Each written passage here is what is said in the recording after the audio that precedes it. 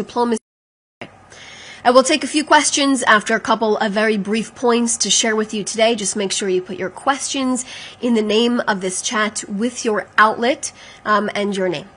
It is Thursday, November 13th, and today marks day 769 since Hamas started a war, murdering our people and taking them hostage. Today marks exactly 1 month since our 20 living hostages returned home for a second chance at life when they were freed from the chains, horrifying abuse, and starvation and Islamic rule, a terror rule that they were kidnapped into. Our 20 living hostages are not only rehabilitating, but they're living life again, eating food they have dreamed of, spending time with the people they have missed the most, and recovering from the enormous trauma they endured for 2 years. It also marks exactly 1 month since Hamas first violated the ceasefire deal. As they did not return all 28 of our deceased hostages, they were held in captivity. Let's not forget the terror group had 72 hours to search for the remains of our deceased hostage 1 month ago, and 1 month later today, the remains of 4 of our hostages are still being held by terrorists inside of the Gaza Strip. We are demanding for them to be returned home immediately. Their names are Meni Goddard, Ran Gvili, Dror Or, and Thai national Sutiask Rintalak. Remember their names, know their stories, and include them in your news stories. The Prime Minister reminds everyone at all times in the Knesset, at the United Nations, in Congress, and in the White House, in media interviews, and during his meetings in his office, that our hostages are still there in Gaza, and we will not stop until each and every one of them is brought home. There are media reports claiming right now that Hamas and Islamic Jihad are preparing to return the body of one of our 4 hostages later this evening.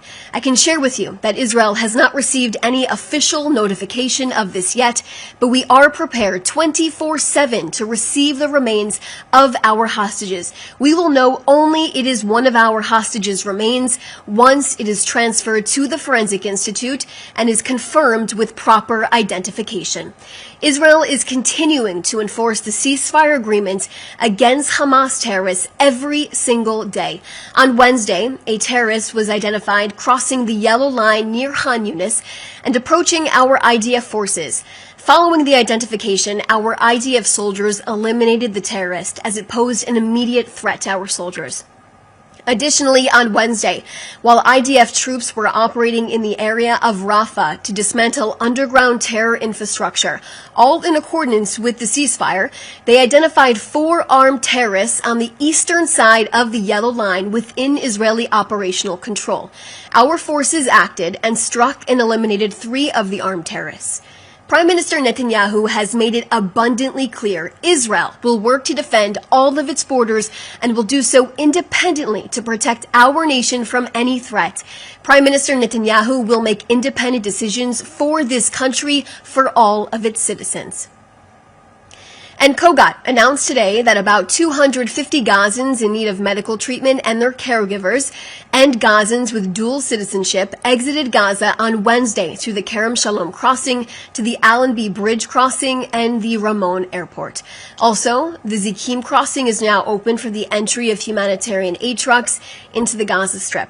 And the aid will be transferred by the United Nations and international organizations following thorough security inspections by the Land Crossings Authority of the Ministry of Defense. Hundreds of trucks carrying food, water, fuel, gas, medicines, medical equipment, tents, and shelter supplies continues to enter the Gaza Strip every single day in coordination with the UN, international organizations, donor countries, and the private sector.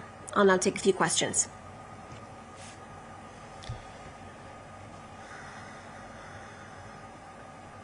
Okay. So the first question is from Dan Williams, Bloomberg.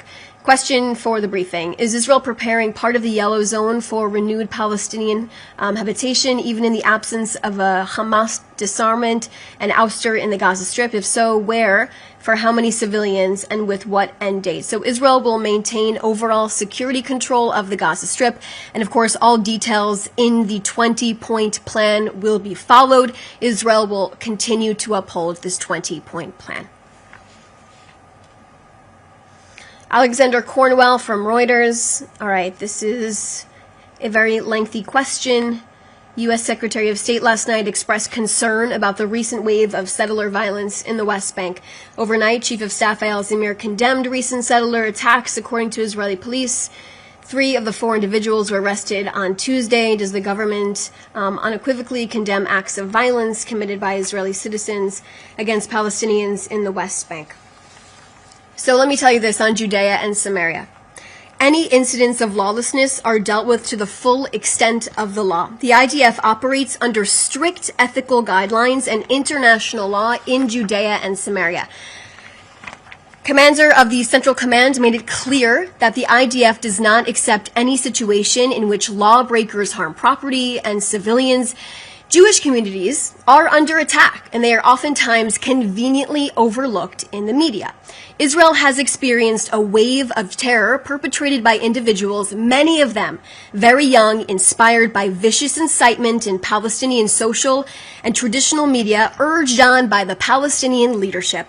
The Palestinian Authority systematically rewards people for attacking and terrorizing Jews, and the more serious offenses, the more money they receive. The abhorrent pay-for-slay initiative by the PA has continued, and the policy must stop, as it drives and it fuels terror against Jews. Now, as part of the ceasefire, Israel released 250 Palestinian terrorists serving life sentences. The PA paid these same terrorists, many of them from Hamas, and they have made a collective of $70 million. 9 major attacks took place in September, 8 in the West Bank, Judea and Samaria region, and 1 side, Israel. The security services were able to foil 105 major terror attacks. 9 people were killed and 24 injured in the September terror attacks. I'd also like to point to you more information on the ground. When it comes to terrorism from Judea and Samaria, I can tell you that Israel's policy is that there will be no safe haven for terrorists in Judea and Samaria.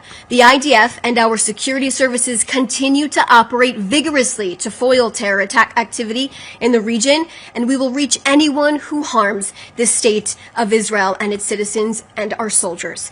The terrorism against Israeli citizens is the result of ongoing incitement directed by Iran and Hamas, encouraging attacks against civilians and their murder and attempting to ignite additional arenas.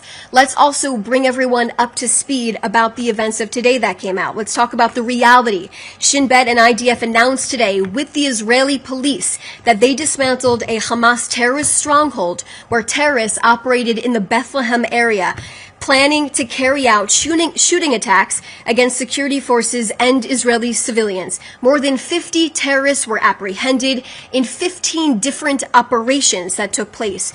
One of the terrorist cells was in advanced stages of operational readiness, preparing to carry out attacks within the immediate time frame. Now, thwarting this type of terrorism prevented significant terror attacks from happening, which could have had a devastating toll on our soldiers and our citizens.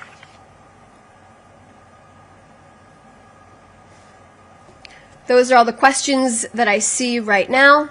If anyone else has any other questions, please feel free to reach out to the Prime Minister's office. Thanks so much for joining us today.